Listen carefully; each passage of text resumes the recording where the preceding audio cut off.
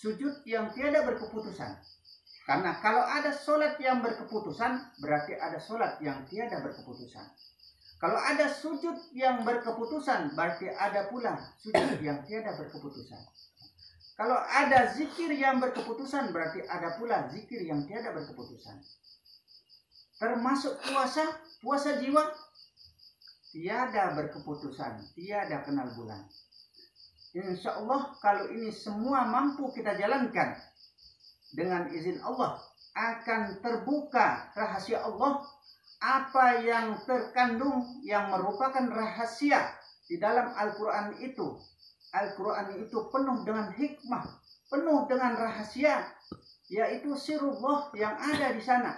Siapa yang bisa membuka rahasia itu adalah orang-orang yang mengenal jati dirinya. Maka barang siapa yang mengenal dirinya sendiri, sesungguhnya ia telah mengenal Tuhannya.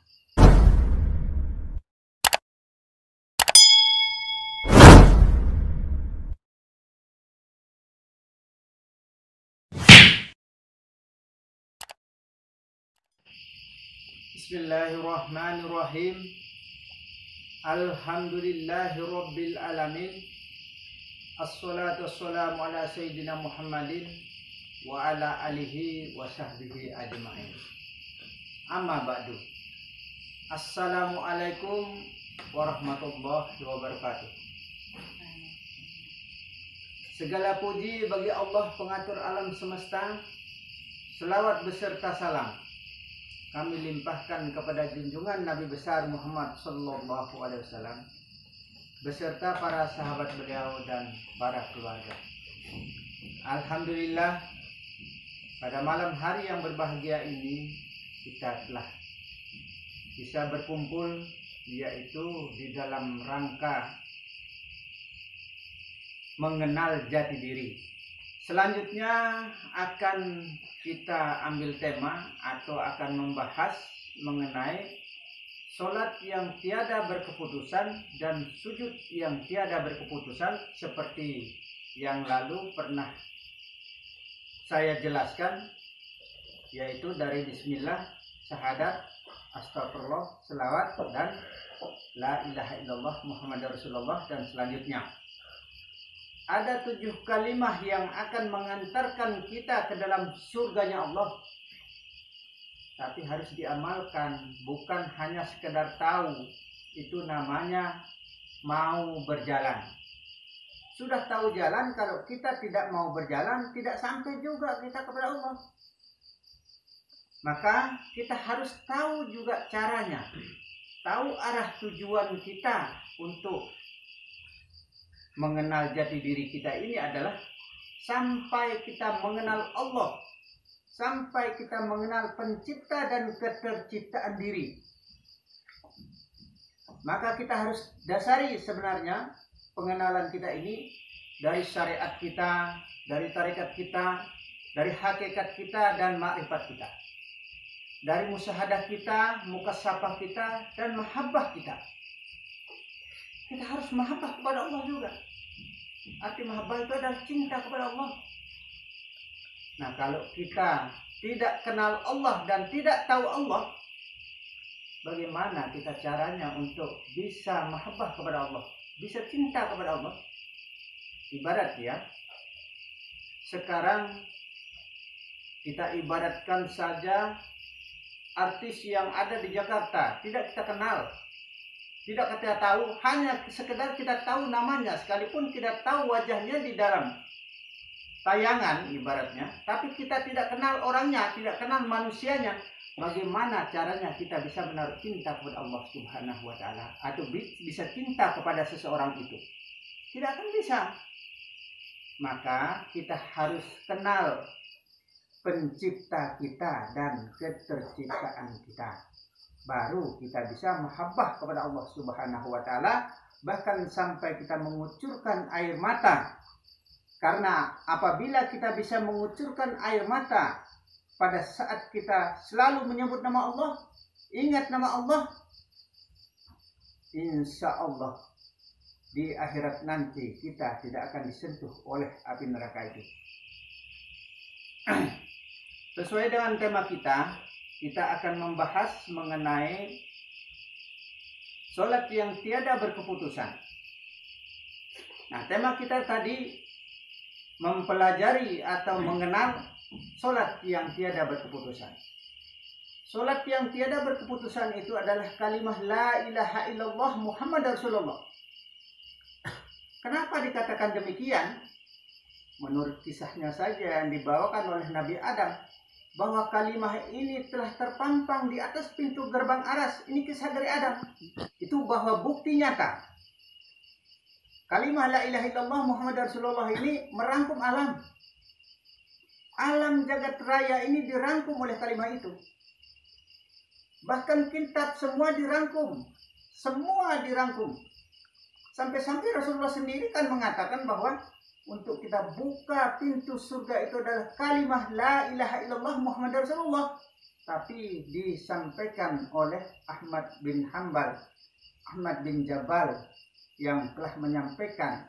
Tapi pertama awalnya adalah Rasulullah yang mengungkapkan atau pernah memperdengarkan. Dan la ilaha illallah Muhammad Rasulullah ini tidak main-main ya. Karena sudah dikatakan bahwa la ilaha illallah Muhammad Rasulullah merangkum alam.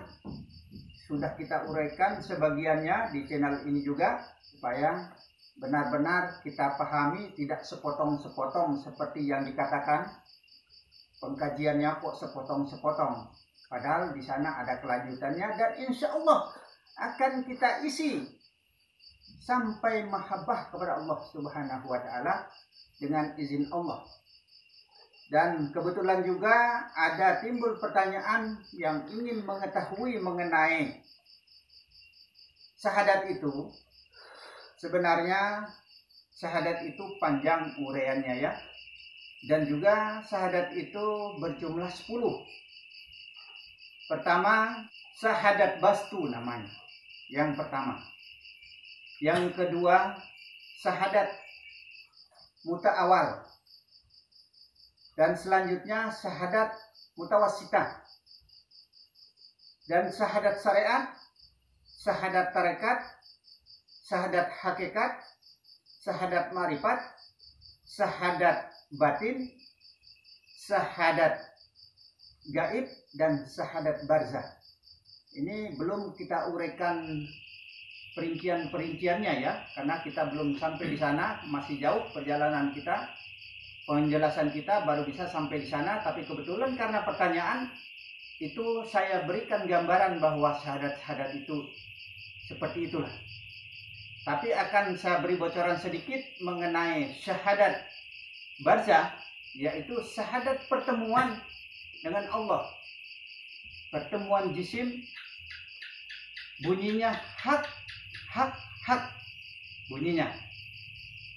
Itu pada saat pertemuan dengan Allah, itu yang terakhir atau syahadat yang terakhir.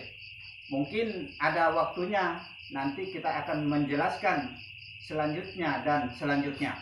Ini harus bertahap ya. Ingat, kita semua ini jangan kita menaruh sifat sombong karena keahlian kita, karena kepintaran kita, karena kelebihan kita. Mentang-mentang kita pernah mendapat petunjuk dari Allah, jangan kita tunjukkan sembarang, karena orang akan berkata mustahil. Karena belum sejajar, belum setara, atau karena syariat ini ibarat orang sekolah SD ya. Diberikan pelajaran SMP belum tentu paham. Diberikan pelajaran SMA belum tentu paham. Orang SMA belum tentu paham pelajaran kuliah. Nah, ilmu mendalam ini sama dengan kita belajar kuliah. Nah, perguruan tinggi seperti itulah.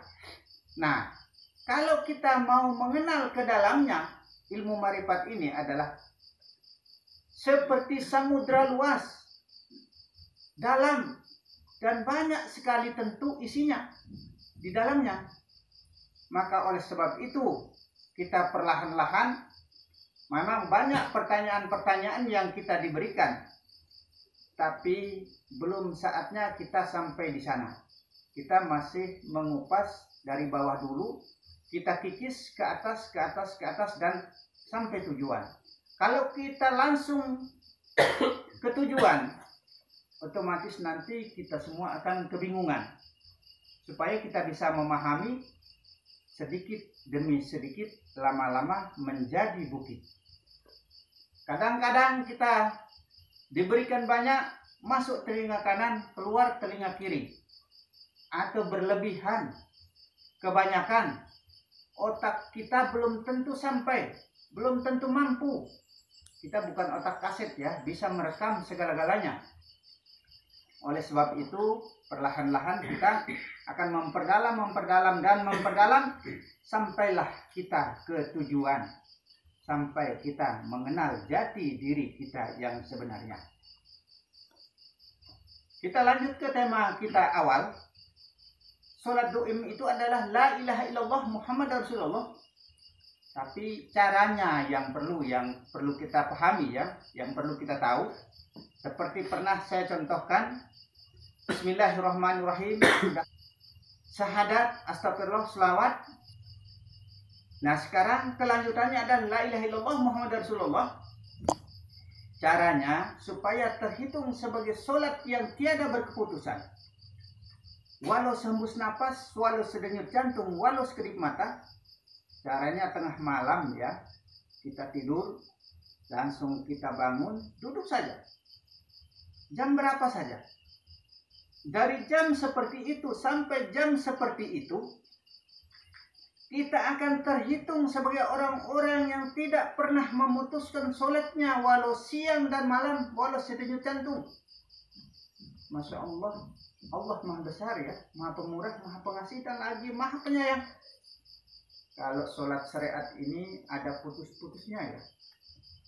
Dari zuhur putus sampai asar, asar putus sampai maghrib. Isya lebih banyak putusnya sepanjang malam sampai pagi baru disambung. Ini namanya sholat syariat. Sholat syariat itu putus-putus. Kalau sholat do'im atau sholat do'imun itu tiada berkeputusan, walau sehembus napas, walau sedenyut jantung, walau sekedip mata. Tapi caranya kita duduk, langsung tengah malam kita bangun, sadar maksudnya, langsung kita mengucapkan Bismillahirrahmanirrahim, la ilaha illallah Muhammad Rasulullah.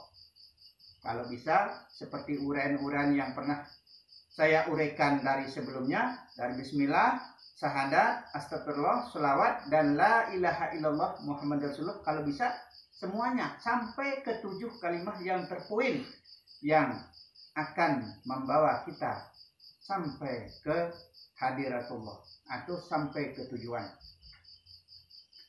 Nah, mungkin selanjutnya kita akan melanjutkan ke sujud yang tiada berkeputusan. Karena kalau ada sholat yang berkeputusan, berarti ada sholat yang tiada berkeputusan. Kalau ada sujud yang berkeputusan, berarti ada pula sujud yang tiada berkeputusan. Kalau ada zikir yang berkeputusan, berarti ada pula zikir yang tiada berkeputusan. Termasuk puasa, puasa jiwa, tiada berkeputusan, tiada kenal bulan. Insya Allah kalau ini semua mampu kita jalankan, dengan izin Allah akan terbuka rahasia Allah, apa yang terkandung yang merupakan rahasia di dalam Al-Quran itu. Al-Quran itu penuh dengan hikmah, penuh dengan rahasia, yaitu sirullah yang ada di sana.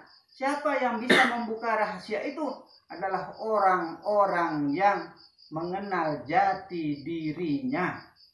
Maka barang siapa yang mengenal dirinya sendiri, sesungguhnya ia telah mengenal Tuhannya. Tidak akan aku sembah Tuhanku kalau tidak aku kenal. Bahkan ini perkataan Sayyidina Ali. Allah tidak akan disembah oleh kita kalau kita tidak mengenal apa yang harus kita sembah. Seperti yang saya katakan seperti tadi, orang kejauhan sana kita mau menaruh cinta tidak bisa. Sama dengan Allah ini. Kita menaruh cinta kepada Allah, kita mau menyembah Allah tapi tidak tahu mana yang kita sembah, tidak kita kenal siapa yang kita sembah, sama saja dengan kita menyembah berhala. Jangan sampai seperti itu. Dan oleh sebab itu, marilah kita sama-sama sedikit demi sedikit belajar mengkaji diri kita sampai ke dalamnya, sedikit demi sedikit, insya Allah dengan izin Allah. Nah, sekarang akan saya uraikan lagi mengenai sujud yang tiada berkeputusan. Sudah paham kira-kira yang sholat tiada berkeputusan? Insya Allah ya. Sekarang sujud yang tiada berkeputusan, yaitu ini datang dari Sunan Kalijaga, ilmu titik bah dari Bismillahirrahmanirrahim itu. Yang pernah kita uraikan sebelumnya, bukan sesudahnya, di channel ini sudah kita uraikan. Nah, sekarang kelengkapannya. Sampai 3 tahun Sunan Kalijaga menjaga kali, sampai berlumut, sampai tertutup badannya dengan pasir. Hanya kalimat itu, hanya doa itu yang ia dapatkan. Yang kalimat ini berbunyi, innaka antalahu la ilaha illa anta, Allahu alamu bimuradihi. Yang artinya, dengan aku akan ada apa saja yang telah ada, dan dengan aku akan ada apa saja yang belum ada. Nah, kalau sudah semua itu diakui oleh Allah, sampai yang belum ada semua itu adalah miliknya, maka jangan sekali-sekali kita berani mengakui bahwa semua itu adalah milik kita, apa yang ada di dalam diri kita. Bahkan apa yang ada di luar diri kita, jangan kita akui bahwa milik kita. Pasrahkan saja kepada Allah. Sembahkan kepada Allah. Itu namanya serah. Maka adanya kata sembahyang, artinya sembah itu artinya serah. Hyang itu Allah kepada yang berkuasa, maksudnya. Maka adanya kata sembahyang, tapi kata sembahyang ini berasal dari bahasa Yunani. Cuma salahnya bukan kita orang Yunani. Cuma itu masalahnya. Kalau kata sholat itu dari bahasa Arab ya, kita bukan orang Arab. Kalau ibadah itu bahasa syara. Apa perbedaannya? Ibadah, sembahyang, kita harus tahu juga perbedaannya. Perbedaannya ya, sembahyang itu berasal dari bahasa Yunani yang sembah artinya serah, yang artinya Allah atau yang berkuasa. Sholat itu artinya doa sebenarnya. Ibadah itu juga artinya doa. Doa ya tetap doa. Apa perbedaannya dengan doa dalam sembahyang atau doa seperti saat kita berdoa? Perbedaannya karena diawali dengan takbiratul ihram, diakhiri dengan salam. Dikerjakan dengan anggota badan. Yang dulu didahulukan, yang belakang dibelakangkan. Sampai-sampai Rasulullah SAW mengatakan bahwa doa itu adalah otak daripada ibadah. Maka otak daripada ibadah itu adalah doa. Maka kita harus berdoa juga. Ada sebagian orang tidak mau berdoa. Jangan sampai kita seperti itu. Tapi sebenarnya, khususnya kita orang-orang yang mengenal jati diri kita, orang yang mengenal ilmu ke dalamnya, memang sesungguhnya tidak mau berdoa sebenarnya.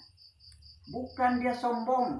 Karena kalau kita tidak mau berdoa dikatakan orang sombong. Bukan seperti itu sebenarnya. Karena kenapa ia tidak mau berdoa? Karena dia itu sungguh malu kepada Allah. Malu dia memohon kepada Allah. Malu dia meminta kepada Allah. Apa yang ia tidak diberikan? Apa yang ia tidak dikabulkan kalau memang ia mau? Rezeki juga akan ditambahkan. Intinya tanpa kita berdoa, intinya kita tidak pernah lupa dan tidak pernah luput kepada Allah. Siang dan malam hanya Allah, Allah, Allah, dan Allah. Bahkan ini anjuran Rasulullah. Sampai Rasulullah sendiri juga selalu istiqomah kepada Allah Subhanahu wa taala. Karena Rasulullah mengatakan bahwa barang siapa yang tidak pernah lupa kepada Allah, selalu ingat kepada Allah, selalu bertauhid kepada Allah, insya Allah orang itu akan hidup dari dunia sampai di akhirat nanti. Ini kata Rasulullah. Makanya kita harus banyak-banyak menyebut Allah, banyak-banyak ingat kepada Allah.